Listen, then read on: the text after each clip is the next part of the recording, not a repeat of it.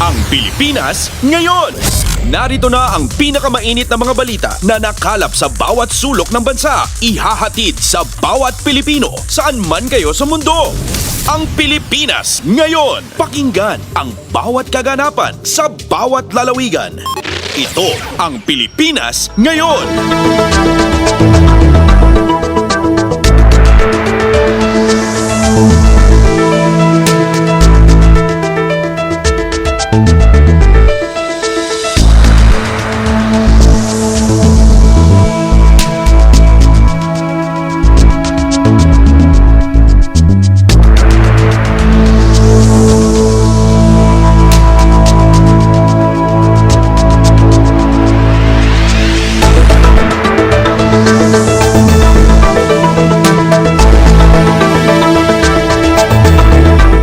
Magandang araw sa ating mga tagapakinig. Welcome po muli sa ating programang Ang Pilipinas Ngayon.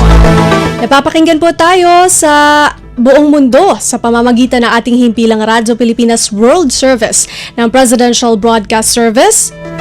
Siyempre, napapanood sa ating Facebook Live sa official Facebook page ng Radyo Pilipinas World Service at sa ating pong YouTube channel. Napapakinggan din tayo sa audio streaming sa inyong mga PBS Evox receiver app at sa ating pong online radio. Balik shortwave radio na rin po tayo sa pakikipagtulungan ng Presidential Broadcast Service sa United States Agency for Global Media o iyong mas kilala bilang Voice of America. Meron tayong English program tuwing 10 a.m. hanggang 11:30 a.m. sa mga sumusunod na shortwave frequencies 12.020 MHz, 15.640 MHz at 17.665 MHz. Ang Filipino program naman po tuwing 1:30 a.m. hanggang 4:30 a.m. mapapakinggan sa mga sumusunod na shortwave frequencies 9.370 MHz, 9.925 MHz at 12.120 MHz. Ito po si Bea Gaza de Guzman. Samahan po ninyo ako sa kabuuan ng ating programa ngayong araw. Kapapalooban pa rin po ng mga panayam sa mga napapanahong issue at mga mahahalagang balita mula dito sa ating bansa. Kasama na ang mga ulat mula sa iba't ibang rehiyon ng Pilipinas, mga segmentong business, sports at showbiz. Antabayan rin po sa inyo na sa ilang sandali ang kabuuan ng ating programang Ang Pilipinas Ngayon. Mga kaganapan sa Kamaynilaan at mga kalapit na lalawigan dito sa Ang Pilipinas Ngayon.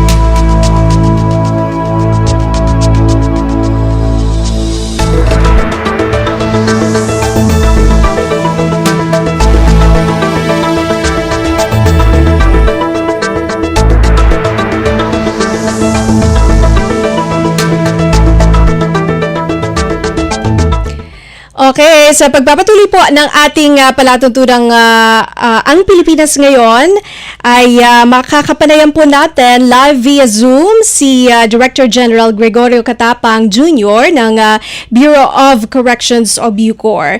Tungkol po ito dito sa Sablayan Penal Facility at ito pong nakatakdang closure ng New Bilibid Prison.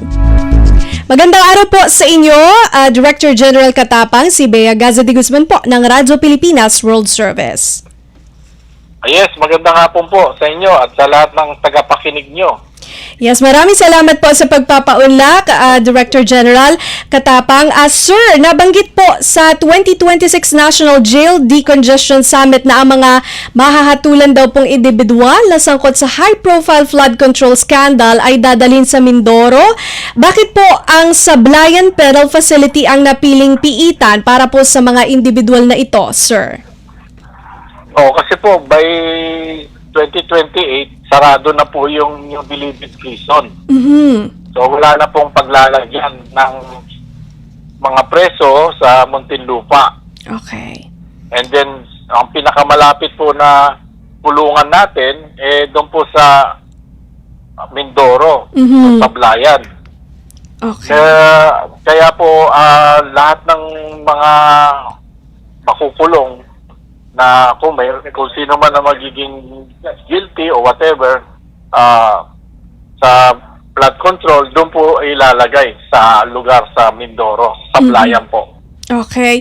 And sir, ano-ano po ang mga security feature ng facility na ito? Paano po natin matitiyak na wala pong magiging impluwensya yung pong mga high-profile convicts sa kanilang yung dati pong network nila? Ano po yan? Ginagawa na po natin yan. Yung Supermax. Kasi bago po umalis si Secretary Boying Rimulya, now Ombudsman na Boying Rimulya, siya po ang nag-designate niyan. Nasabi niya, DG, dito mo ilagay kasi ito secluded na lugar and then malapad ang lupa natin dyan, 8,000 hectares. At saka yung mga tumatakas dyan na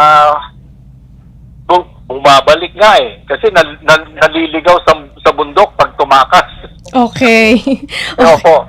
So, at saka po, well-guarded po kasi Supermax po yan lahat ng mga facilities po dyan, may CCTV, monitored po yung mga gwardya, and then high security facility po yan na talagang bantay sarado po ang mga PDL na makukulong dyan sa Sablayan po. Okay, so talagang secluded, imbes na makakatakas ay talagang babalik na lang sa kulungan, no? Ganoon ka-secure itong ating Supermax facility. Sir, tapos na po ba yung mismong facility, yung Sablayan Penal Facility, at handa na po ba itong tumanggap agad-agad once na meron nga po tayong mahahatulan yung mga magiging detainees po, sir? Opo, meron na po. Good for mga 500 facility. Okay. Nung nga pong nagkaroon naman ng security summit ng National Security Council, napagsabihan po ako ni Executive Secretary Ralph Recto, sabi niya, DG, marami tayong makukulong na make sure na meron tayong facility para ma-incarcerate naman natin yung mga high profile, high value and heinous crime offenders and make sure na hindi sila makakatakas. Okay. And sir, nabanggit niyo po kanina by 2028 ang ating pong New Bilibid Prison ay ipapasara na. Bakit po? May kinalaman po ba ito doon sa decongestion na tinatawag natin, sir? Opo, kasi po yung ating New Bilibid Prison na nasa Muntinlupa, it has already become untenable. Okay. Kasi napaikutan na po kami ng mga first class subdivision. Okay. Andiyan po yung Villar City, Pilinbes, Alabang Hills, lahat po. Portofino.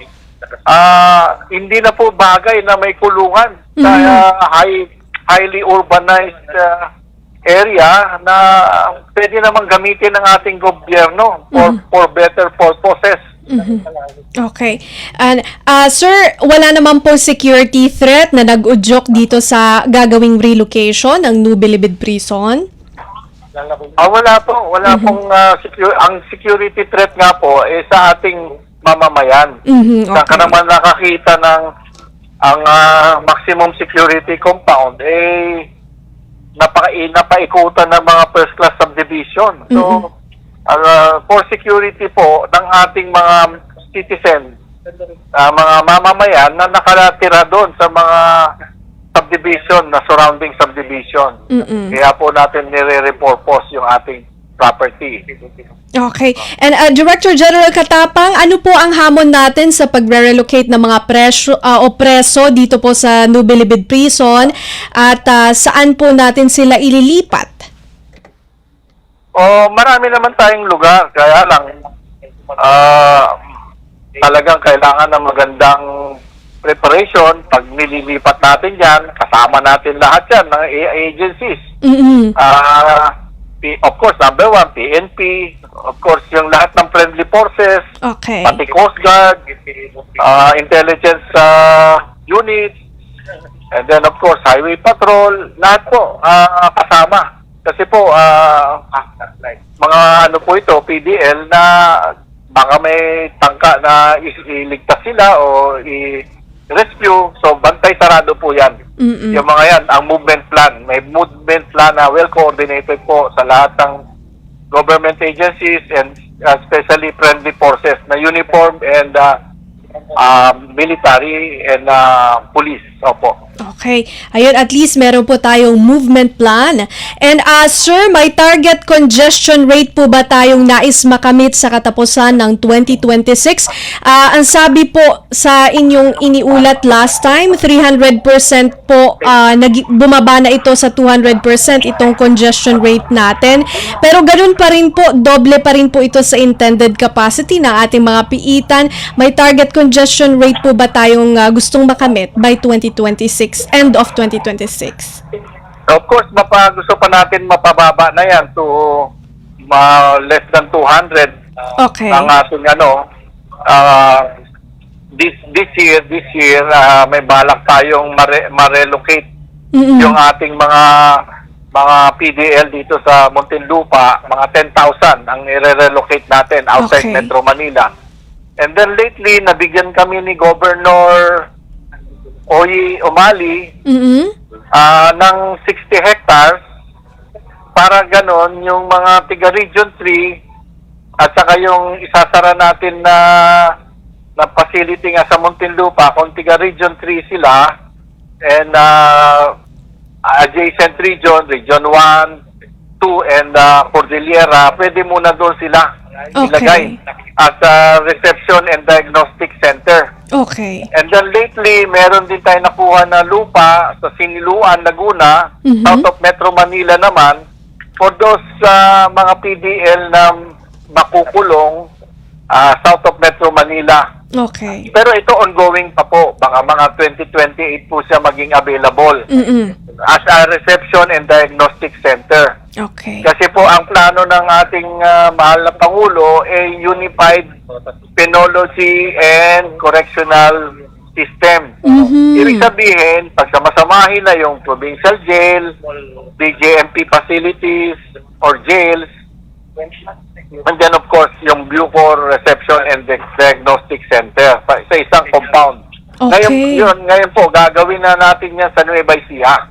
Okay. Meron tayong pondo to jumpstart this instruction ng ating mahal na Pangulo as part of his medium-term development plan for prison congestion. Alright. Maganda. Unified Penology and Correction, pati yung diagnostic facility nila sisimulan, no, sa Nueva Ecija. Napakagandang proyekto po nito. And Director General Katapang, meron po ba tayong sa prevention aspect naman po, meron po bang Keep People Out of Prison campaign ang Bureau of Corrections, sir? Sa outside na po yan ng Bucor kasi ang trabaho po ng Bucor is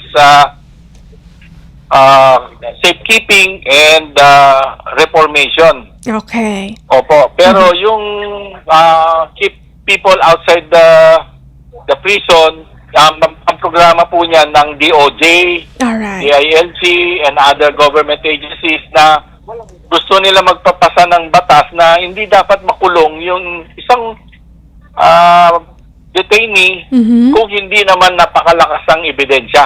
Okay. Kasi kadalasan, manakukulong na PDL o detainee, tapos in the long run, yung pala, ma-acquit. Ako, nakulong ng 5 taon, 10 taon. Oo, Kawawa naman. naman. So Opo. ngayon, yun ang programa ng DOJ po yan, na pag hindi siguradong mananalo sa kaso o malakas ang ebidensya, wag nang kasuhan. Wag Okay. na. Alisin na yung kaso. Iwasan na yung kaso. Kaya para hindi tayo pag po kasi yung congestion O, konting para lang hindi naman napakalakas ng ebidensya, pinapaprosecute pa po, pinapakulong. So yun po ang gustong iwasan ngayon ng DOJ. Okay. Alright. And Director General Katapang, i-segue ko na rin po kasi meron pong mga bali-balita, totoo daw po ba may pagtatangi ang Bureau of Corrections sa mga white-collar criminals? Yun daw pong special treatment? Ay, wala po. Bawal po yan. Kasi po talagang sa record namin, 5,550 na kubol ang sinira namin. Kaya, ini-invite nga namin ng press na anytime visit the Bucor, makita nyo kung gano'n nakaganda ang pamamalakad at wala nang VIP treatment, wala na yung mga kubol, yung mga kung ano-ano yung mga kaligayahan na pwede pa ibigay sa kanila. Marami na po tayo naparusahan na mga tauhan natin na parusahan po sila because of individual mistakes na ginagawa nila to give favor sa PDL. Pati po yun, pinagbabawal ko po yun, napaparusahan po sila. Okay, so ayan, malinaw po yan. Nilinaw sa atin ni Director General Katapang, no VIP treatment at no favors daw po. Okay, sir, ang inyo pong final message na lang po o parting message sa ating mga tagapakinig at tagapanood dito po sa Radyo Pilipinas World Service. Sa ating mga kababayan po, tuloy-tuloy naman po ang ating pagbabago sa Bucor kasi po, maniwala kayo o hindi, 50 years po tayo napabayaan dito sa Bucor. Kasi ang huling kulungan na pinagawa ay kulungan pa na pinagawa ng tatay ni President BBM, Marcos Sr. 1973, regional prison ang pinakahuli na pagawa sa Leyte. After that, wala na pong pinagawa. Ang capacity po ng pag pinagsama-sama yung mga kulungan na yan, ang capacity lang po 12,000. Ngayon po 52,000 na po kami, 52,000. Kaya talaga po naghahabol tayo. Naghahabol tayo at ngayon naman po na-realize na ng gobyerno natin na talagang malaki ang pagkukulang ng ating gobyerno sa ating mga PDL nagbibigay po ng suporta o full support ng ating gobyerno na ito. Dati 5 billion lang po ang aming budget. Ngayon nadoble na po ng ating gobyerno kasi naintindihan nila ang paghihirap na dinadaanan ng ating mga PDL. So makakaasa po kayo sa tuloy-tuloy na pagbabago dito sa Bucor at hopefully by 2028 maibsan na natin. Baka almost 150 na lang ang percent ang congestion rate natin, and ultimately wala nang congestion sa ating mga kulungan. Okay. Salamat po. Maraming salamat po sa inyo, Director General Katapang. Mabuhay po kayo. Salamat din po at mabuhay din po kayo.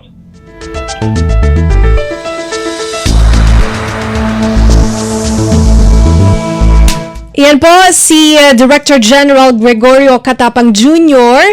ng Bureau of Corrections. Kaya pong ibinahagi sa atin ang kalagayan nitong congestion sa ating pong mga piitan at kasama na rin po dyan yung kaniyang paglilinaw na dito sa bali-balitang meron daw pong mga special treatment kapag white collar po ang nahatulan ng kaso at sabi pinabulaanan niya yung mga ganang usapan at target na rin po na bawasan itong 200% na congestion rate sa ating po mga kulungan. Imagine, ang last po na ipinagawa o itinayo na facility ay noong pa pong panahon ng ama ni Pangulong Ferdinand R. Marcos Jr. It's a good thing po na nabalitaan natin kay Director General Katapang na 5 billion pesos sa pondo para po sa ating mga kulungan at sa mga pangangailangan o facilities ay dumoble na. So possible na ma-improve po yung itong capacity ngayon na 12,000 ng mga kulungan, talagang full na ito, no? 52,000. Pero in the future, by 2028, marami po silang mga projects na tutugon dito po sa problema na ito.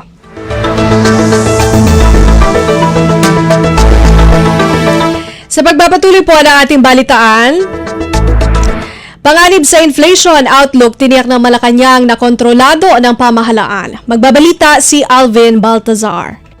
Tiniyak ng Palasyo ng Malacanang na mananatiling kontrolado ng gobyerno ang posibleng panganib sa inflation outlook. Ang pahayag ay ginawa ni Palace Press Officer Undersecretary Claire Castro kasunod ng naging pagpupulong kamakailan ni Pangulong Ferdinand R. Marcos Jr. at Bangko Sentral ng Pilipinas Governor Eli Remolona Jr. Ayon kay Castro, inaasahang mananatili sa loob ng itinakdang target ang inflation para sa mga taong 2026 at 2027. Mababa pa din ani Castro ang antas ng headline inflation at inflation para sa pinakamababang 30% ng income household sa bansa. Bagamat naapektuhan niya ng mahinang kumpiyansa ng merkado, ang produksyon ay inaasahan naman ang unti-unting pagbuti ng ekonomiya simula sa second quarter ng 2026 hanggang 2027. Sa gitna nito'y aminado ang palasyo na mas mabigat ang mga hamon sa paglago lalo na kung mas mabagal ang pagbabalik ng tiwala ng mga mamumuhunan at consumers. Pakinggan natin si Palace Press Officer Undersecretary Claire Castro. Nananatiling kontrolado ng pamahalaan ang mga posibleng panganib sa inflation outlook at inaasahang pasok pa rin sa itinakdang target na antas nito sa taong 2026 at 2027. Mula sa Palasyo ng Malacanang para sa Bagong Pilipinas, Alvin Baltazar, Radyo Pilipinas, Radyo Publiko.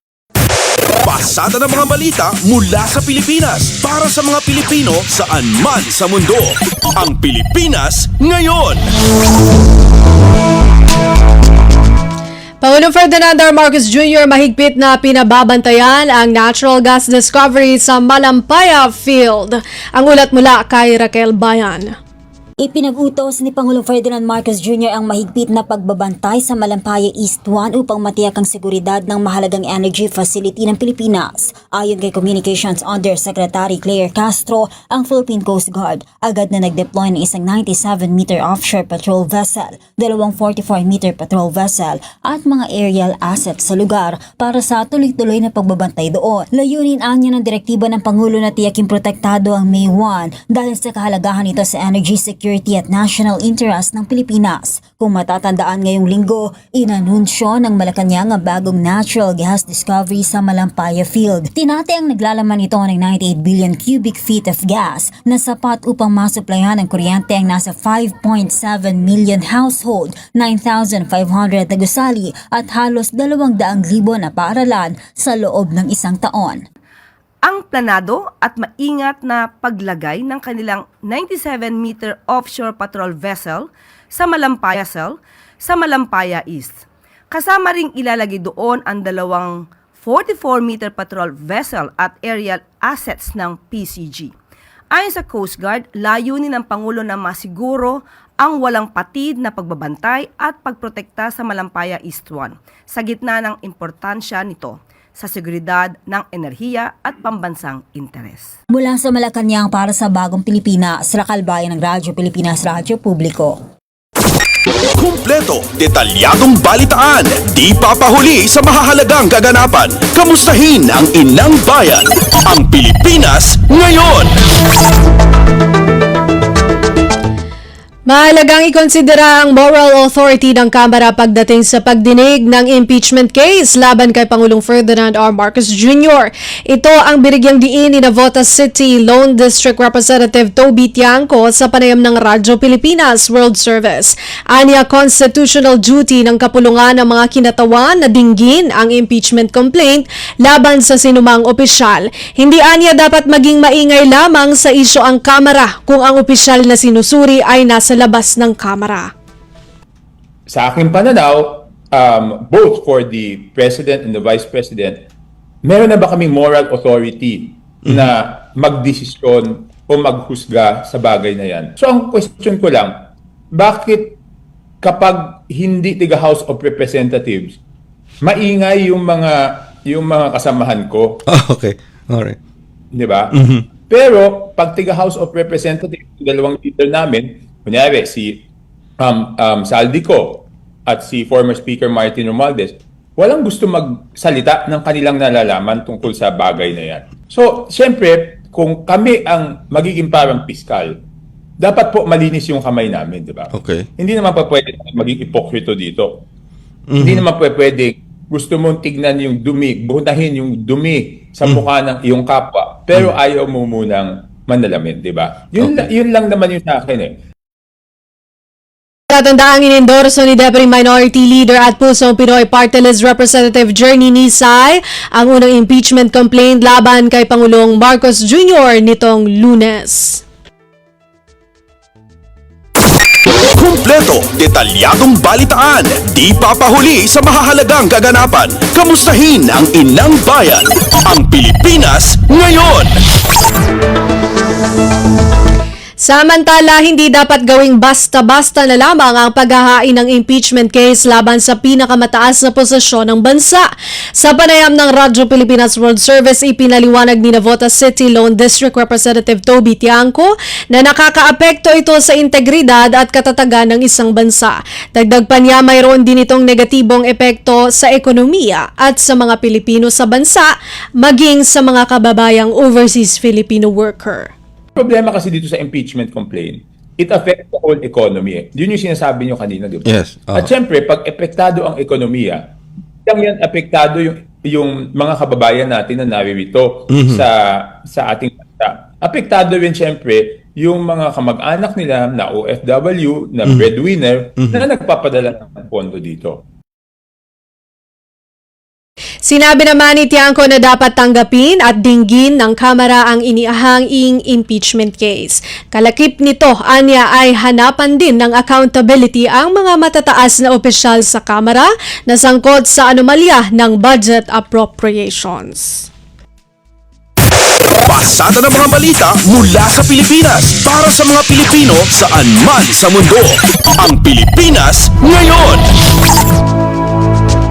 Sa iba pang pangunahing balita, Senador J.V. Ejercito nagpaliwanag tungkol sa hindi pa pagdinig sa mga ethics complaint na inihain laban sa ilang mga senador. Narito si Nympha Asuncion. Kinumpirma ni Senate Deputy Majority Leader J.V. Ejercito na natanggap niya ang kopya ng ethics complaint na inihain laban sa kanya ni Attorney Marvin Aceron. Inireklamo ng abogado ang anyay kawalang aksyon ni Ejercito na siyang namumuno rin sa Senate Ethics Committee sa ethics complaint na inihain naman laban kay Senador Cheese Escudero. Pero paliwanag ni Ejercito, hindi pa masisimula ng Ethics Committee na talakayin ang mga reklamong nakahain laban sa ilang mga senador dahil hindi pa formal na nabubuo ang mga komite at wala pa itong mga miyembro. Anya, sa mga nakalipas na buwan ay naging abala ang mataas sa kapulungan sa budget deliberations kaya walang naging oportunidad na matalakay ito sa plenaryo ng Senado. Pero tiniyak ni Senator JB na oras na formal na mabuo ang Ethics Committee ay agad nilang didinggin ang mga pending cases. Kaugnay naman ng ethics complaint laban sa kanya, sinabi ni Ejercito na kinikilala niya ang karapatan ng lahat sa kanilang opinyon. Pero binigyan din ng mga batas na may sinusunod silang mga rules at due process sa Senado. Mula Senado, para sa Bagong Pilipinas, Nympha Asuncion, Radyo Pilipinas, Radyo Publiko. Kumpleto, detalyadong balitaan, di papahuli sa mahahalagang kaganapan. Kamustahin ang inang bayan, ang Pilipinas ngayon.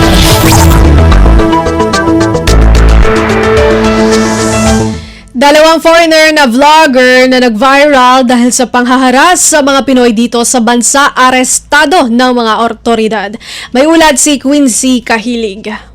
Mariing nagbabala si Interior and Local Government Secretary John Vic Remulla sa mga dayuhang magtutungo dito sa Pilipinas na huwag abusuhin ang hospitality o ang mabuting pagtanggap nating mga Pinoy Anya, kung hindi igagalang ng mga ito ang ating bayan, kakaharapin nila ang kaukulang parusa sa ilalim ng ating batas na mahigpit na ipinatutupad. Inihayag ito ni Remulla sa Camp Crame kung saan iniharap sa media ang dalawang foreign vloggers na inaresto kamakailan. Una dito ay ang Estonian national na si Im Rusipu na hinuli sa Dumaguete City dahil sa pangaharas nito at sinabi pa sa vlog niya na lahat ng Pilipino ay mukhang unggoy. Napag-alaman na overstaying na ito sa bansa at sasampahan ng kasong paglabag sa Cybercrime Prevention Act of 2012. Ang ikalawa naman ay ang Russian vlogger na si Nikita Shekov na nagbanta sa isang video na magkakalat ng sakit na HIV sa bansa at pinagmumura pa ang mga kababayan natin. Naaresto ito sa isang condo unit sa Quezon City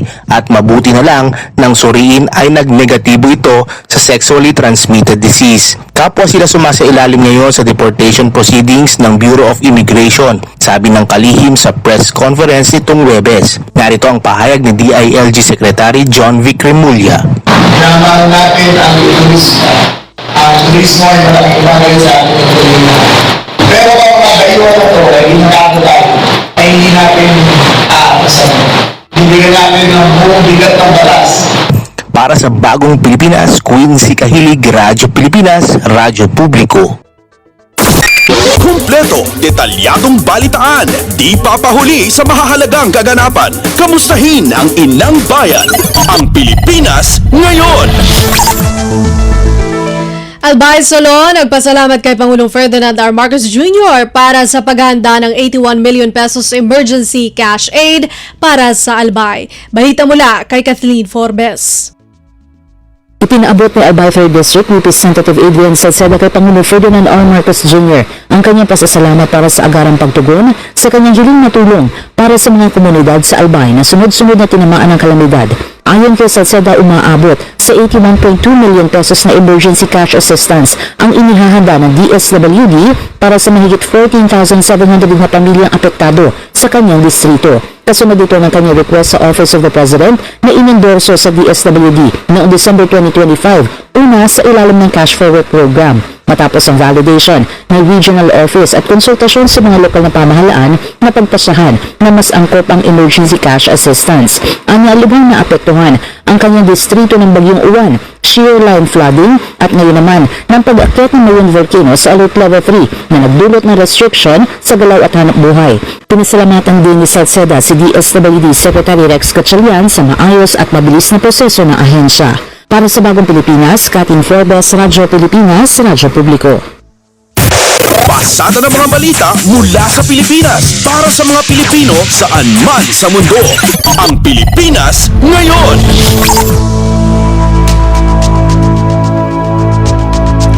Philippine Coast Guard o PCG na iligtas ang isang mangingisda sa Bataan. May report si Lawrence Tanhoco. Nagsagawa ng rescue operation ng Philippine Coast Guard matapos agipin ang isang mangingisdang nasa panganib sa karagatang sakop ng Hornos Point, Mariveles, Bataan. Habang patungo sa Bao de Masinloc para sa Maritime Patrol, namataan ng BRP Cape San Agustin ang isang mangingisda na humihingi ng saklolo sa pamamagitan ng pagkaway at pulang bandila. Agad na nag-deploy ng rescue boat ang PCG at nailigtas ang 35 anyos na residente ng Barangay Biyaan, Mariveles. Nagtamo ang biktima ng first degree burn sa kanang hita matapos madikit sa exhaust pipe ng makina ng kanyang bangka at agad itong nabigyan ng lunas at psychosocial support ng medical team ng PCG.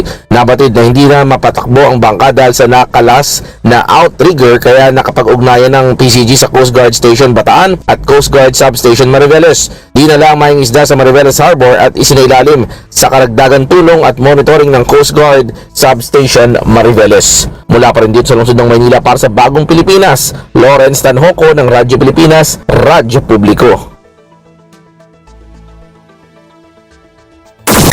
Kumpleto, detalyadong balitaan, di papahuli sa mahahalagang kaganapan. Kamustahin ang inang bayan, ang Pilipinas ngayon.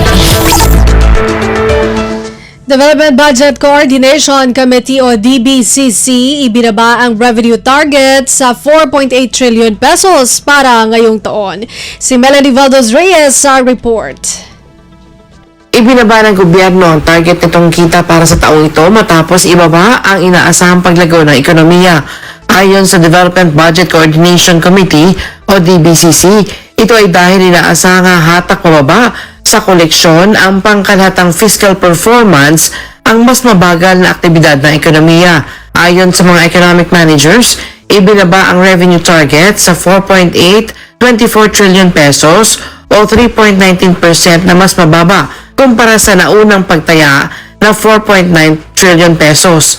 Ang hakbang na ito ay kasunod ng desisyon ng DBCC na bawasan ang target na paglago ng gross domestic product sa 5 hanggang 6% para sa taong ito mula sa naunang 6 hanggang 7%. Dahil dito ibinaba ang revenue target ng Bureau of Internal Revenue sa 3.58 trillion pesos habang nasa 1 trillion naman ang sa Bureau of Customs. Para sa Bagong Pilipinas, Melanie Valdos Reyes, Radyo Pilipinas, Radyo Publiko. Pasada ng mga balita mula sa Pilipinas para sa mga Pilipino saan man sa mundo. Ang Pilipinas ngayon. Muling idinaos ang Filipino Nurses Global Summit 6 at 50th International Nursing Conference dito sa Pilipinas. Sa pareham sa Bridges on Air ng Radyo Pilipinas World Service, iniulat ni Commission on Filipinos Overseas o CFO, Community Correspondent Rodrigo Garcia Jr. na layunin ng conference sa talakayan ng mga issue na kinakaharap ng mga nurse sa Pilipinas at sa ibang bansa. Partikular na pinag-usapan din sa aktibidad ng pagpapalakas ng global nursing workforce. Inorganisa ito ng Philippine Nurses Association of the Philippine Nurses Association of America, Philippine Nurses Association, Association of Deans, Philippine Colleges of Nursing Incorporated at ng Commission on Filipinos Overseas o CFO.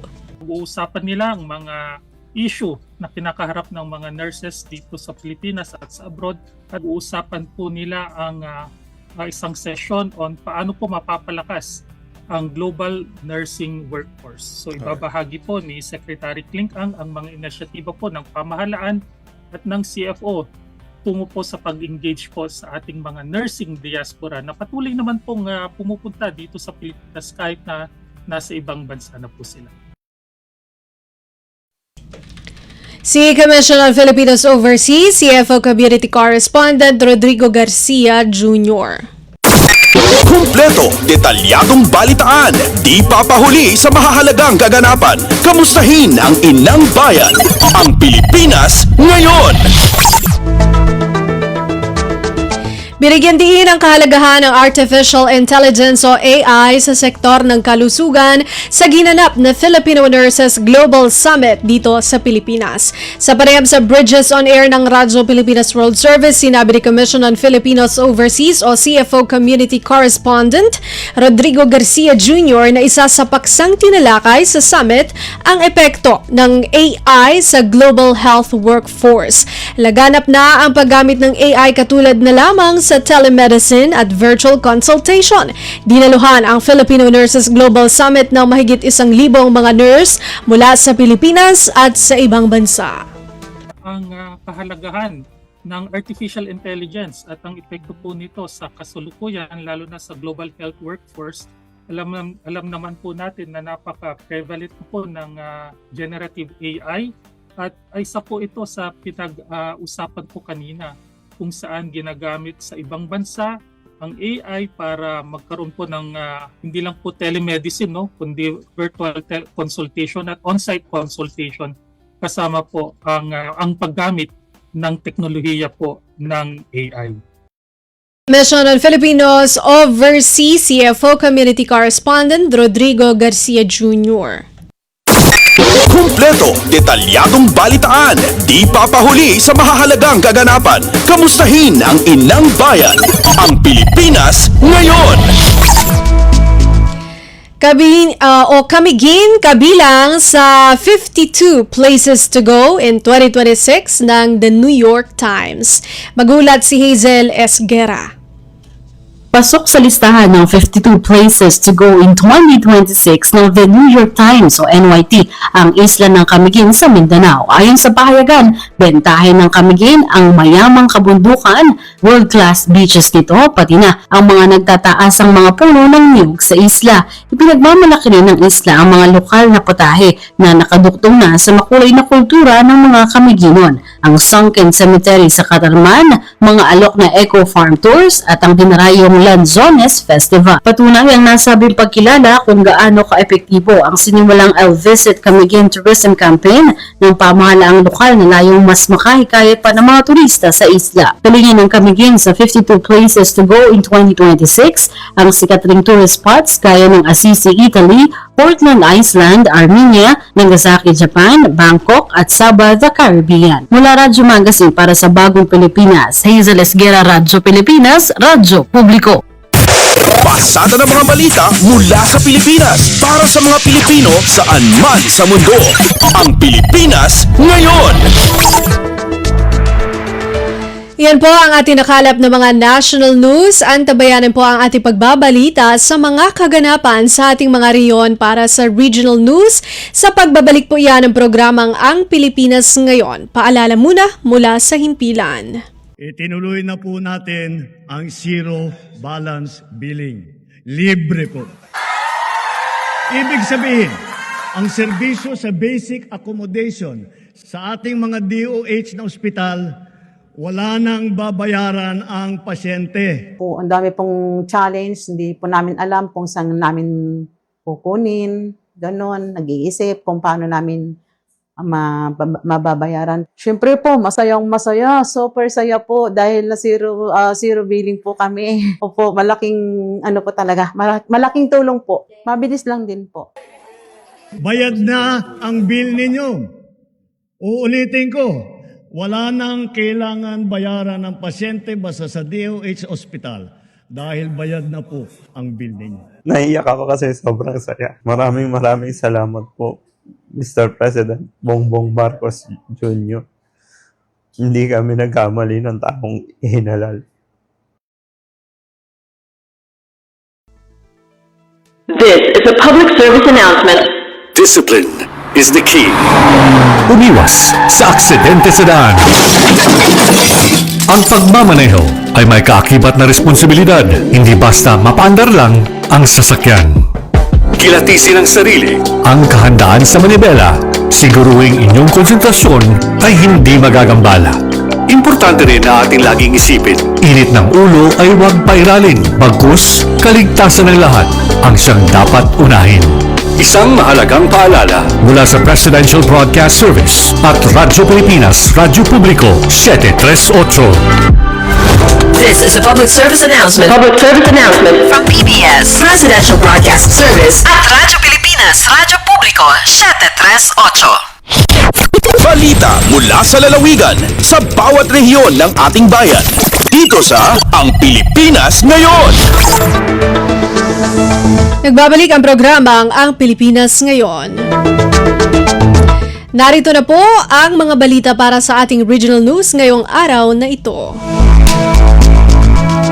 Pamahalaang panlalawigan ng Kalinga kinilala ang mahalagang kontribusyon ng mga centenarians sa pamamagitan ng cash gift sa ilalim ng Senior Citizen Welfare Program. Magbabalita si Amelia Bumatnong ng RP Tabuk. Binigbig iti provincial government ti Kalinga iti napatag a kontribusyon iti siya mas centenarians kuno dagiti agtawan 100 pangato babaan iti panangipaay iti cash gift iti sidong ti Senior Citizen Welfare Program. 5 kadagiti benepisyaryo iti personal ang nag-awat iti sag 50,000 pesos sa cash gift iti maysa nga awarding ceremony itay nabiit. Bayat ang maitulod iti assistance para ti upat a centenarian asaan ang nakadaray gapu iti health concerns.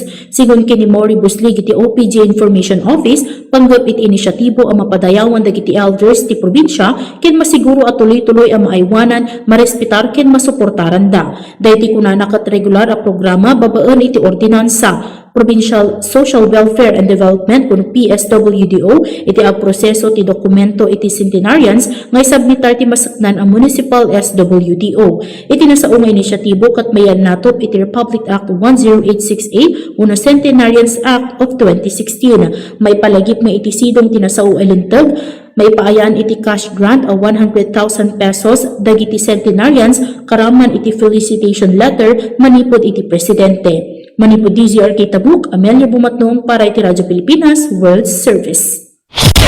Balita mula sa lalawigan sa bawat rehiyon ng ating bayan. Dito sa Ang Pilipinas Ngayon. Color and Bubble Fun Run na tinaguri ang takbo ng bayan laban sa korupsyon, isasagawa ng lokal na pamahalaan ng Binmale bilang umpisa ng selebrasyon ng kanilang town fiesta. Si Ruel de Guzman ng RP Dagupan sa balita. Gawon sa 2026 Color and Bubble Fun Run, ya pangigapo na panselebra na bali na Binmale na 436 town fiesta na. Ayan aktibidad, ya ka-schedule no alas 4 na palbangon na January 25, 2026 at Binmale Baywalk at sakay, ya kurang mat na LGU ang na ibasngaw so panggabay na naandi sa korupsyon dyan Pilipinas. Ninaranan na LGU Binmale iyan fun run, ya batik na bali laban at korupsyon.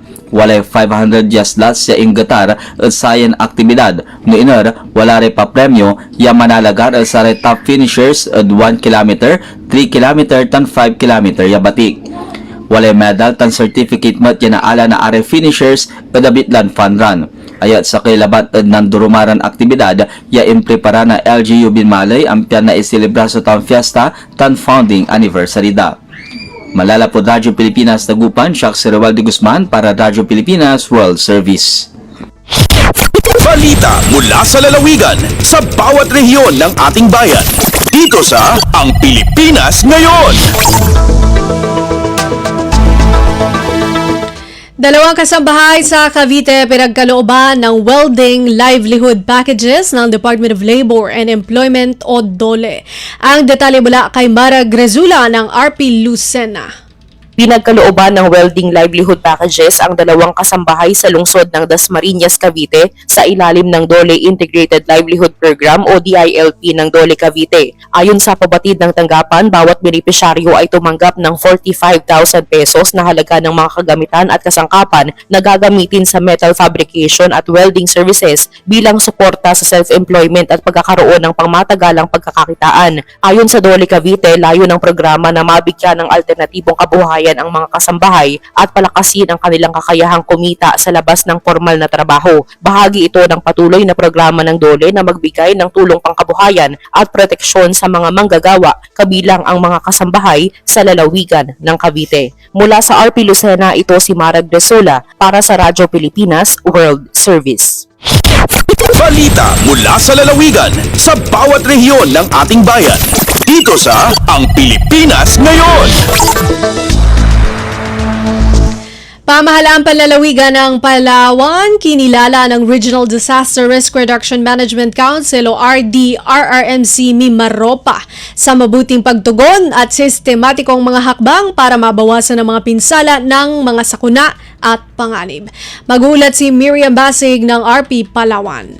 Inkilala ang Regional Disaster Risk Reduction Management Council o PDRRMC Mimaropa ang gobyernong probinsya iyang Palawan matapos siyang kabel matas nga marka nga 2.85 sa 2025 Regional Assessment para sa mga lokal nga Disaster Risk Reduction and Management Council and Offices.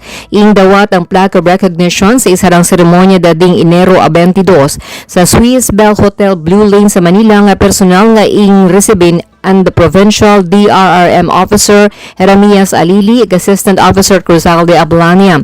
Siguan sa PDRRMC Mimaropa, pamatod ang pagkilala sa mayos nga pamumuno, koordinasyon, dedikasyon ni ang gobyerno ang probinsya sa pag-implementar mga programa sa disaster preparedness ig risk reduction.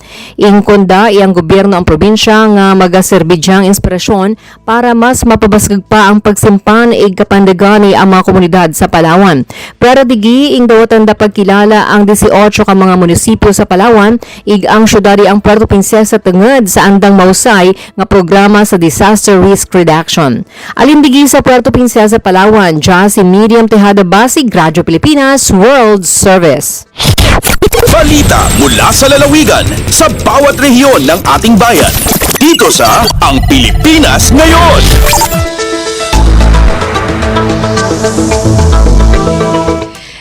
Dalawang dating rebelde sa Samar tumanggap ng Amnesty Safe Conduct Passes. Narito ang report ni Charmaine Perito Balves ng RP Calbayog. 52 nga ane rebelde sa probinsya sa Samar ang formal nga nakakaruwat Amnesty Safe Conduct Pass. Nagmanilampuson ang ginbuhat nga seremonya sa pagpanguna sa 63rd Infantry Innovator Battalion. Pinaagi san koordinasyon san Local Amnesty Board ginsigurado ang maayos ug tama nga pagproseso san mga dokumento como parte san padayon nga programa san gobyerno para sa kahimyangan.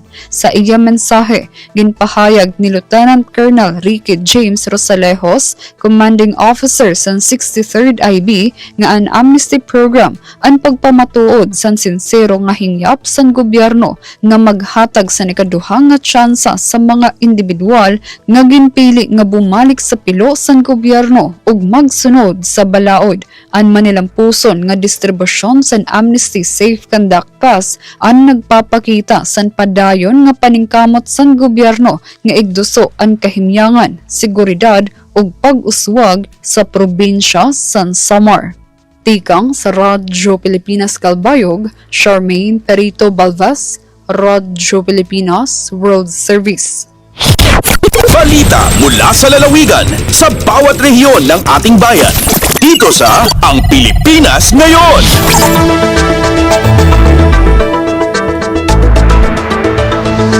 Mahigit 10,000 Surigao Nons nakatanggap ng ayuda mula sa Tupad Program ng Department of Labor and Employment o DOLE, Surigao del Sur sa nakaraang taong 2025. Magulat si Nerissa Espinosa ng RP Tandag. Pin sa 10,000 ka mga benepisyaryong Surigao-non ang nakadawat og temporaryong trabaho ug suportang pinansyal pinaagi sa programa sa Department of Labor and Employment kon DOLE Surigao del Sur ang tulong pangkabuhayan sa ating disadvantaged workers o Tupad program.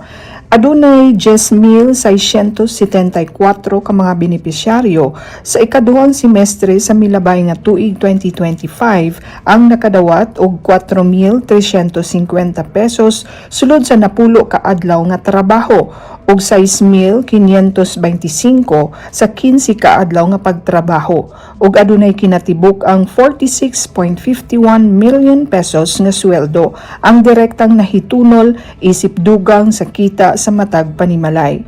Sumala pa sa DOLE Surigao del Sur, kini nga mga benepisyaryo nakadawat usab og libreng pagbansay o skills training pinaagi sa Technical Education Skills Development Authority o TESDA Surigao del Sur.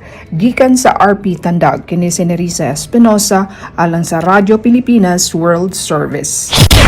Balita mula sa lalawigan sa bawat rehiyon ng ating bayan. Dito sa Ang Pilipinas Ngayon. No to splitting ng Ministry of Agriculture, Fisheries and Agrarian Reform o MAFAR Bangsamoro Autonomous Region in Muslim Mindanao BARM suportado ng ilan sa mga magsasaka sa probinsya ng Lanao del Sur. Balitang hatid ni Alwidad Bashir ng RP Iligan. Supwede maabang sa tano ang mga pababasok sa mga kalupalupatan sa Bosak, rag sa mga pangingisda sa Ranao, na susuporta ni Rangyang Kaiyano to splitting of Ministry of Agriculture, Fisheries and Agrarian Reform, abang sa Moro Autonomous Region in Muslim Mindanao. Sisagyang kutway na din na public consultation abang sa More Transition Authority na may layro susabod kumabang sa tanwa makapupon. Sagyang kaya sektor ang mga farmers ag fisher folks kusuporta irang papun niya at di ma-approve so splitting ang takakambugi-bugi sa MAFAR.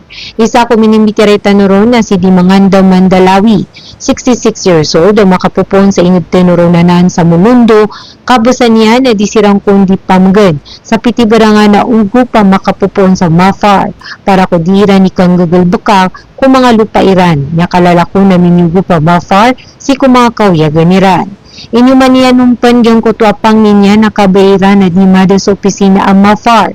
Kaumada ko na anda silang umpuga pa sa madakala farmer. Abo sa mga patugas na anda silang kumpa makakuha sa mga kinanglaniran. Giyang kaya mga magagudam ag grupo o sabad ko mga farmers tano, ago pangingis din na piya makinagaya o mga mitatalaga din niyagunay. Sa giyang kutuwa public consultation as si MP Engineer Rashid Adyong, ago si MP Attorney Arira Kim Timandir. Kabusay MP Engineer Adyong na punamaran nila na misampay sa BTA, sulango na biya nga aaluya concerns. Agus sentiments umabang sa tanusi sa Lanao del Sur, may pantag sa giyang kay Piti Baranga na proposed BTA bills. Makapupon si sa giyang kay Ingad da Iligan City, sa kan si Awidad Bashir para sa Radyo Pilipinas World Service. Balita mula sa lalawigan sa bawat rehiyon ng ating bayan. Dito sa Ang Pilipinas Ngayon. Development projects sa Pantalan ng Hulo nagpapatuloy sa ilalim ng Bangsamoro Government. May report si Eloisa Muhammad ng RP Hulo. Kapituan present na iniabutan sin paghinahan sin passenger terminal building halam sin Jambatan hada Irahulo. Ininsiyawon na ni Normi Nawala, Sport Manager sin Bangsamoro Port Management Authority. Habay taywala sa waktu matiimo sin terminal building, labi dumayaw in pag-manage sila hama magbibiyahe pasahero. Law niya dumagbos ang tuod in operation nila halam sin Jambatan, mapakain x-ray machine para security sin passenger, ibanaon kasilungan si mga magbibiyahe, amin na dumamindahiya katanaman halam sin port. Damikian, mahinainidahan na sa payo magkandiin nila in mga pasahero sa mga cargo trucks, amon bang paamuhon sa wala tuloy sa kandi. Bibilang hiwalas, malago legacy sin Bangsamoro Government in Development Project, di maragbos bihaon halom sin Jambatan. Lamudo rin haini in fencing, iban rehabilitation, sin administrative building, sin upis. Denga RP Hulo, Eloisa Muhammad para Radyo Pilipinas World Service. Balita mula sa lalawigan sa bawat rehiyon ng ating bayan. Dito sa Ang Pilipinas Ngayon. Narinig po ninyo ang mga balita mula po sa iba't ibang lalawigan dito sa Pilipinas sa pamamagitan po ng ating regional news. Susunod po ang ating balitang negosyo at kalakalan at balitang pampalakasan mula kay Leo Magpayo. Sa pagbabalik po iyan ng programang Ang Pilipinas Ngayon makalipas ang ilang mga paalala. Mabilis ang trivia, dagdag talino. Heto na ang Dagling Kaalaman. Alam mo ba? Maari mong gamitin ang ubas bilang natural ice cubes. I-freeze lang ang mga ito at gamitin sa iyong inumin para manatiling malamig nang hindi nadadagdagan ng tubig o natutunaw ang lasa. Perfect ito sa wine, juice o kahit tubig. Refreshing at masarap pa. Kaunting kaalaman na malaking dagdag talino. Abangan muli ang susunod na Dagling Kaalaman. Lagay ng ekonomiya, kalakalan, negosyo at iba pa. Atin ang alamin dito sa Ang Pilipinas Ngayon.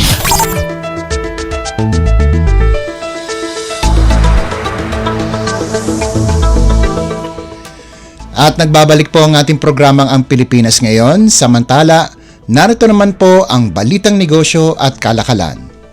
Sinabi ng Department of Trade and Industry o DTI na walang dapat ipangamba ang mga mamimili dahil walang taas presyo sa 71% ng mga pangunahing bilihin. Ayon sa DTI, walang manufacturer ng mga pangunahing produkto gaya ng sardinas sa tomato sauce, instant mommy noodles, laundry soap, kandila, tinapay, toilet soap at baterya ang nag-request ng pagtaas sa kanilang suggested retail prices o SRPs. Ang mga produktong ito ay bumubuo ng 186 sa 205 items sa Basic Necessities and Prime Commodities list. Pinipili ng mga manufacturer na panatilihin ang presyo kahit tumataas ang gastos sa raw materials, packaging, logistics at toll packing. Binigyan din ni Trade Secretary Christine Roque na nananatiling nakatuon ang DTI sa pagprotekta sa mga mamimili habang kinikilala ang hamon na kinakaharap ng mga negosyo. Dagdag niya ang regular na price monitoring at bukas na koordinasyon sa mga kumpanya ang nagsisiguro na anumang magiging price adjustment ay makatarungan at may sapat na basihan. Layunin din ng DTI na bigyan ng tamang impormasyon ang publiko habang hinihikayat ang mga negosyo na panatilihin ang patas at etikal na pagpepresyo. Kabilang sa mga kumpanyang hindi magtataas ng presyo ang Unilever Philippines, Monde Nissin, P&G Philippines, Green Cross, Colgate-Palmolive, JG Summit, Asia Brewery, CDO Foodsphere, Virginia Foods, Zesto, Uni-President at NutriAsia. Kasama rin sa mga nagpapanatili ng presyo ang Universal Canning, Maunlad Canning, Uptrade Resource, Chatra Enterprise, Permex, Aquatic Food and Manufacturing, Slord Development, Tosen Foods, Phil Baking, Well-Made, Peerless, Via Wax, Manila Wax, Sinky, Sevilla Candles, Energizer, LTH Food Industries, Snow Mountain Dairy, Commonwealth Foods, Ecosential Foods, Billy's Marketing, Philippine Springwater Resources, at First PGMC. Lagay ng ekonomiya, kalakalan, negosyo at iba pa. Atin ang alamin dito sa Ang Pilipinas Ngayon.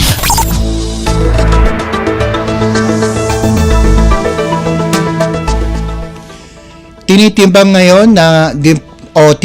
ngayon ng Department of Agriculture o DA ang posibilidad na limitahan sa 300,000 metriko tonelada ang papasok na imported rice hanggang sa katapusan ng susunod na buwan bilang hakbang para patatagin ang supply ng hindi sinasaktan ang farm gate prices habang papalapit ang anihan. Ayon kay Agriculture Secretary Francisco Chu Laurel Jr., nakipagpulong siya kamakailan sa mga pangunahing stakeholder ng rice industry upang tukuyin ang angkop na volume ng importasyon na magpapanatili ng matatag na retail prices at protektado ang presyo ng palay. Nagsimula muli ang rice imports noong Enero 1 matapos ang ilang buwanang suspensyon. Batay sa pagtataya ng mga importer, nakahanda ang DA na payagan lamang ang 300,000 metriko tonelada na karagdagang imports sa Pebrero upang maibsan ang pressure sa presyo. Nilinaw niyang maaaring baguhin ang bilang depende sa galaw ng merkado. Dahil sa liberalized rice policy ng bansa, hindi sapilitan ang limitasyong ito at nakabatay sa voluntaryong kooperasyon ng mga stakeholder.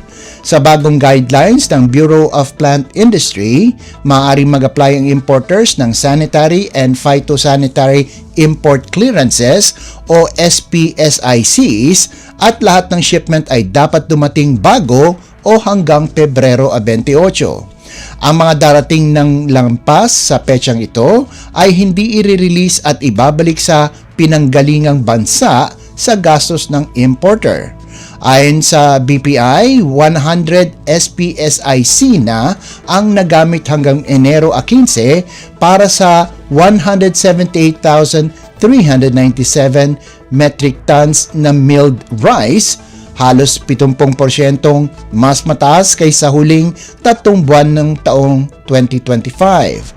Sinabi ni Chu Laurel na nangako ang rice millers at importers na patuloy nilang susuportahan ang mga magsasaka at pumayag ang traders na bilhin ang wet palay sa hindi bababa sa 17 piso kada kilo at dry palay sa 21 piso.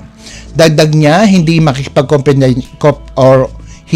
makikipagkompetensya ang National Food Authority o NFA sa traders basta't nananatili sa minimum levels ang buying price. Hindi rin muna itataas ang rice tariff mula 15% tungong 20% hanggang Pebrero. Inaasahan ng DA ang mas malawak na anihan sa mga lalawigan hanggang Marso, kasunod ang pag-arangkada ng milling operations. Lagay ng ekonomiya, kalakalan, negosyo at iba pa. Atin ang alamin dito sa Ang Pilipinas Ngayon. Ililipat na ng Cebu Pacific ang lahat ng turboprop flights nito mula Maynila patungong Clark International Airport pagsapit ng Marso bilang huling yugto ng inuutos na relokasyon ng pamahalaan.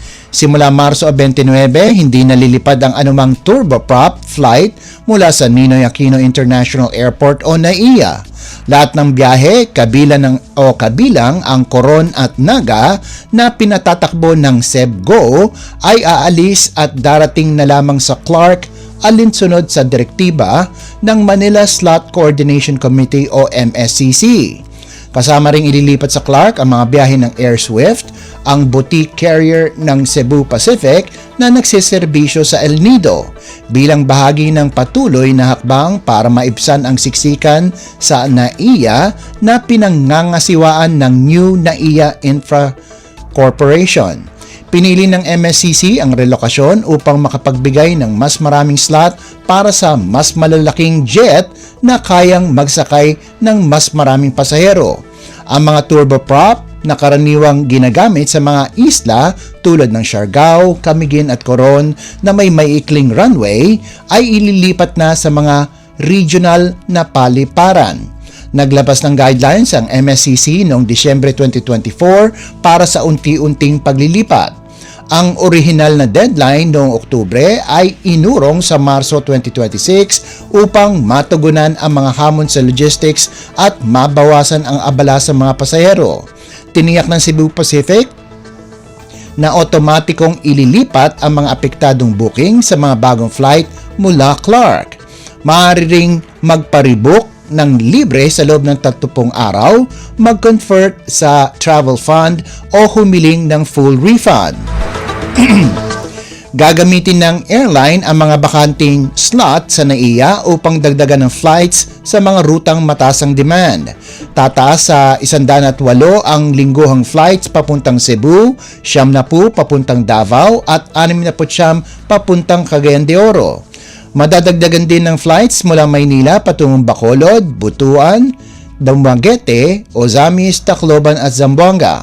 Sa international routes, itataas ang flights papuntang Hong Kong mula 28 tungo sa 35 kada linggo at ang Kaohsiung mula 3 tungo sa 5. Inaasahan ng airline na magpapatuloy ang paglago ng bilang ng pasahero. Noong 2025, nagtala ang Cebu Pacific ng record high na 26.88 million passengers, 10.5% mas mataas kaysa nakarang taon. Lagay ng ekonomiya, kalakalan, negosyo at iba pa. Atin ang alamin dito sa Ang Pilipinas Ngayon. Inaasahang magsasara ang Enero na may panibagong taas presyo sa produktong petrolyo.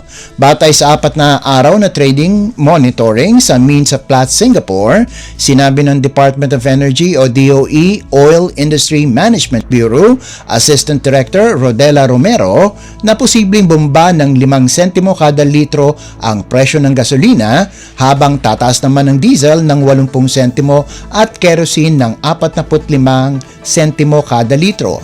Paliwanag ni Romero, hindi pa kasama sa mga numerong ito ang dagdag gasto sa operasyon at iba pang premiums na karaniwang nasa 40 sentimo hanggang 50 sentimo kada litro at hindi rin ito sinasalamin ang galaw sa huling araw ng kalakalan. Ayon sa DOE, ang inaasahang pagtaas ay dulot ng ilang geopolitical factors, kabilang ang banta noon ni US President Donald Trump na magpataw ng taripa sa Europe dahil sa pagtutol nito sa planong pagkuha ng Greenland.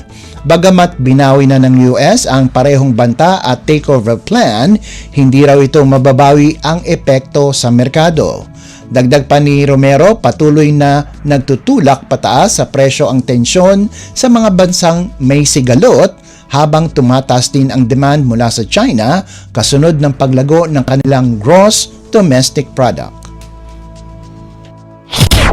Lagay ng ekonomiya, kalakalan, negosyo at iba pa. Atin ang alamin dito sa Ang Pilipinas Ngayon. At para naman sa halaga ng palitan, ayon sa Bangko Sentral ng Pilipinas ngayong Biyernes, ika-23 ng Enero, ang halaga ng piso kontra sa dolyar ay nasa 59 na piso at 17 sentimo. Ang Japanese yen naman po ay nakakahalaga ng 37 sentimo. Ang Singaporean dollar ay nasa 46 na piso at 20 sentimo. 4 na sentimo naman ang won ng South Korea at nagkakahalaga ng 8 piso at 49 na sentimo ang isang yuan ng China. Sa iba pang palitan, ang Hong Kong dollar ay nagkakahalaga ng 7 piso at 59 na sentimo. Ang British pound naman ay katumbas ng 79 na piso at 89 na sentimo. Nasa 69 na piso at 56 na sentimo ang euro, 42 piso at 72 sentimo ang Canadian dollar, habang ang Saudi Arabian rial ay nagkakahalaga ng 15 piso at 78 sentimo.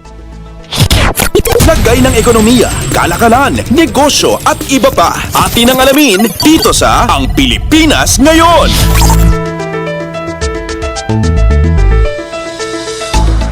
At yan po ang ating balitang negosyo at kalakalan. Samantala, antabayanan nyo naman po ang ating segmentong Sports Balita. Yan po sa pagbabalik ng ating programa Ang Pilipinas Ngayon, pagkalipas lang ng ilang paalala. Mabilis ang trivia, dagdag talino. Heto na ang Dagling Kaalaman. Alam ba ninyo na may malaking nutritional benefits ang pag-inom ng tubig sa tamang oras? Ang pag-inom ng 2 baso ng tubig pagkagising sa umaga ay makatutulong sa pag-activate ng katawan. Ang 1 basong tubig naman bago kumain ay makatutulong sa pag-digest ng pagkain. 1 baso ng tubig din bago maligo ay magpapababa ng presyon ng dugo o blood pressure. At ang pag-inom ng 1 baso ng tubig bago matulog ay upang makaiwas naman sa stroke at atake sa puso. Kaunting kaalaman na malaking dagdag talino. Abangan muli ang susunod na Dagling Kaalaman. Updates at pinakahuling mga usapin sa mundo ng palakasan. Atin ang pakinggan dito sa Ang Pilipinas Ngayon. At nagbabalik po ang ating programang Ang Pilipinas Ngayon. Narito naman po ang Sports Balita. Todo kayod ngayon ng Philippine Sports Commission o PSC para maitaas sa world-class level ang Rizal Memorial Sports Complex, lalo na't gaganapin na rito ang Women's Tennis Association o WTA 125 Philippine Women's Open sa susunod na linggo. Kabilang sa mga bagong upgrade sa tennis center, ang karagdagang 2,000 upuan, 150 solar lamps para sa evening matches, at bagong blue paint na nagbigay ng mas preskong itsura sa courts at bleachers. Ayon kay PSC Chairman Patrick Gregorio, tinututukan din nila ang pagtatayo ng National Taekwondo Center at ang pagsasaayos ng football at baseball fields. Ang bagong Taekwondo building ay magsisilbi ring tahanan ng National Wushu at Judo teams. Layunin ni Gregorio na buhayin muli ang makasaysayang pasilidad at buksan ito ng mas malawak sa publiko. Gaganapin ang WTA 125 tournament mula Enero 24 hanggang 31. Kinumpirma ni Alex Ayala ang kanyang paglahok matapos dumating mula sa Australia kung saan maaga siyang nabigla sa singles at doubles. Ayon sa organizers, sold out na ang tickets para sa semis at finals dahil sa matinding interes ng mga Filipino fans na makita si Ayala ng live. Updates at pinakahuling mga usapin sa mundo ng palakasan. Atin ang pakinggan dito sa Ang Pilipinas Ngayon.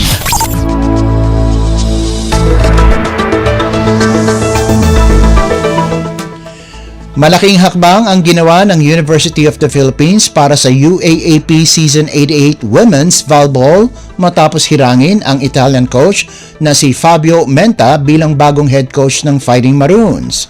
Patuloy na hinahabol ng UP ang matagal ng minimithing Final Four spot at si Menta, isang veteranong coach na nagdala ng iba't ibang koponan sa abroad, ang napiling pumalit kay Benson Bokbok na nagtapos ng Season 87 sa 6-8 record at may malalaking panalo kontra National University at De La Salle.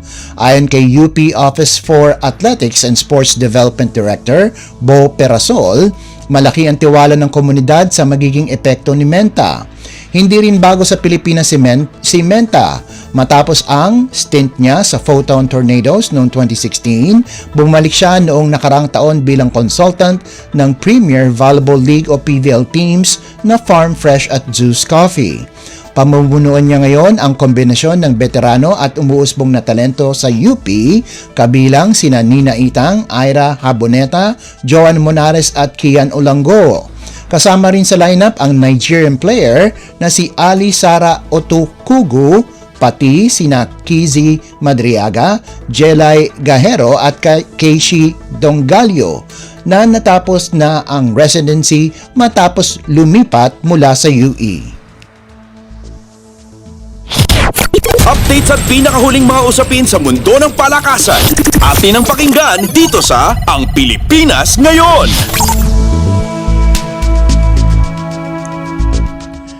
At bilang pangwakas sa ating segmentong sports balita, maaring hindi nagwagi si Manny Pacquiao sa kanyang pagbabalik sa ring, ngunit sapat ang kanyang ipinakita upang makatanggap ng panibagong parangal.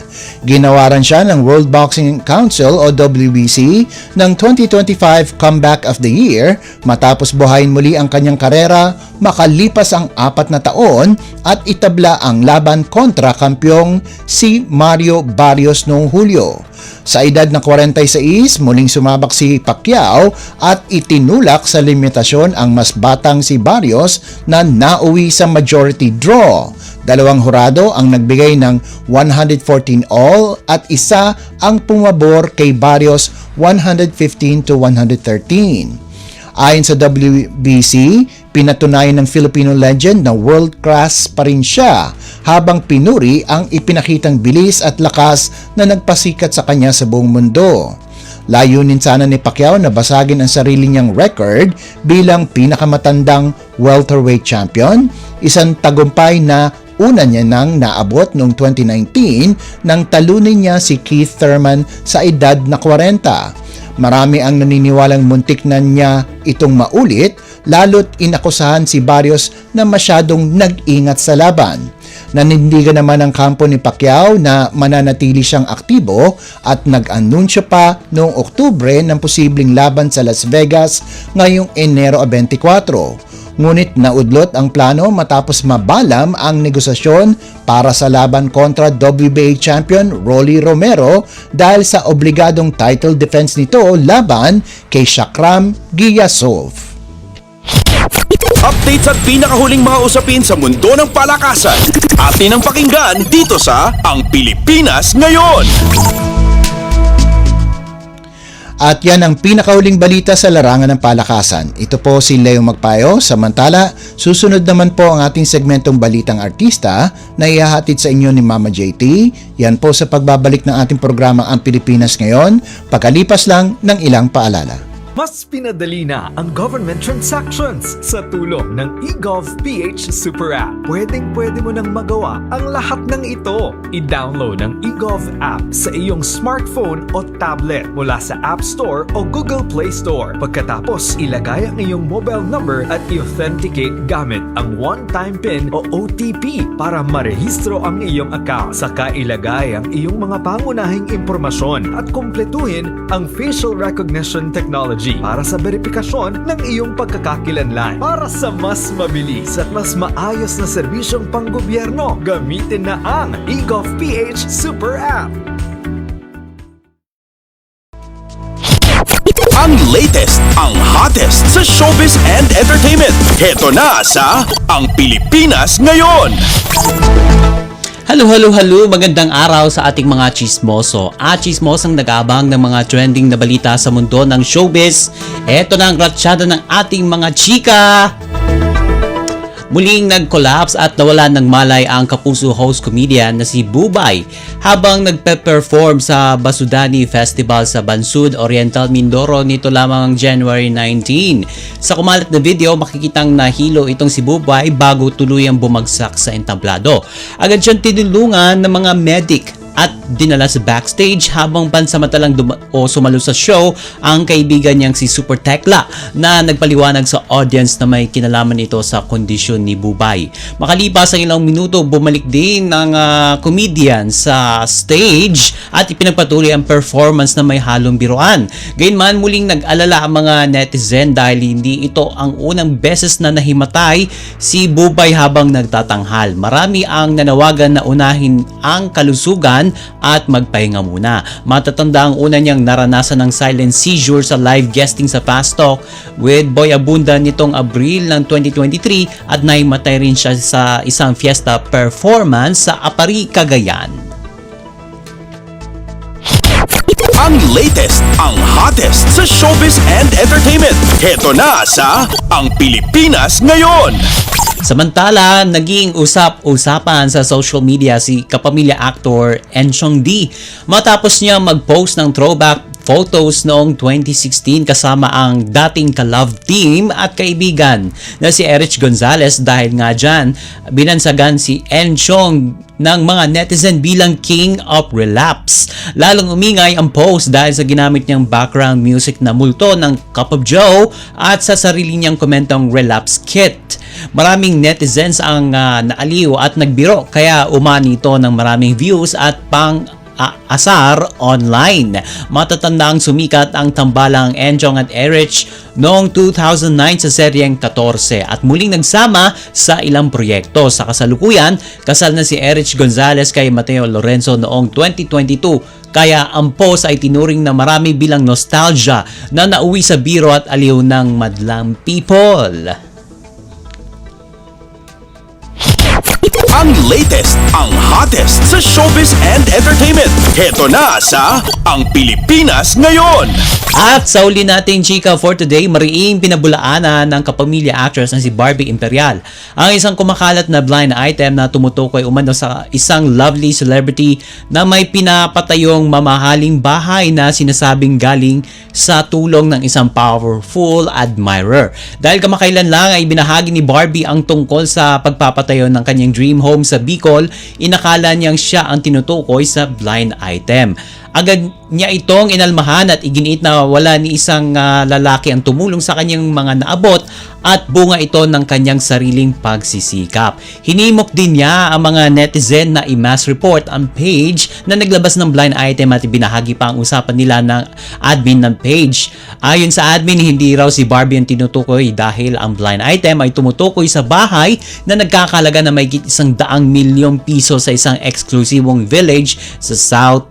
Bagay na itinanggi ni Barbie dahil maaari pa rin magtugma ang ilang detalye. Sa uli, giniit ni Barbie na hindi siya ang tinutukoy at nanindigan siyang sariling sikap ang pinanggalingan ng kanyang tagumpay.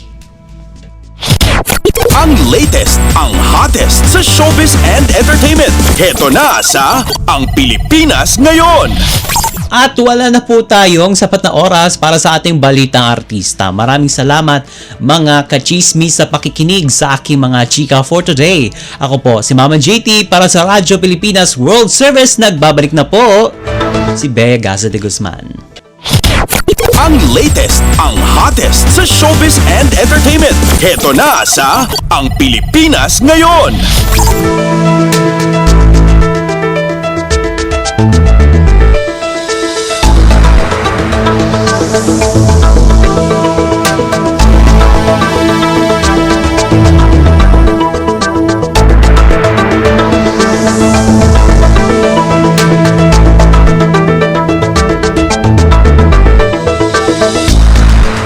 Yan po ang kabuuan nating programa, ang Pilipinas Ngayon. Maraming salamat sa ating mga nakasama sa technical side, Ginamilo Junela at Hiro Lucero sa ating Wirecast.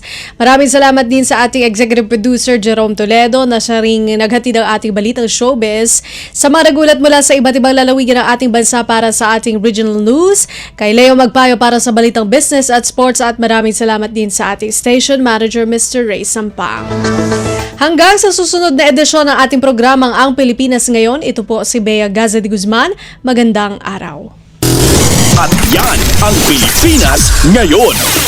Muling samahan sa parehong oras at alamin ang pinakahuling mga kaganapan at balita saan man kayo naroon. Ang Pilipinas Ngayon.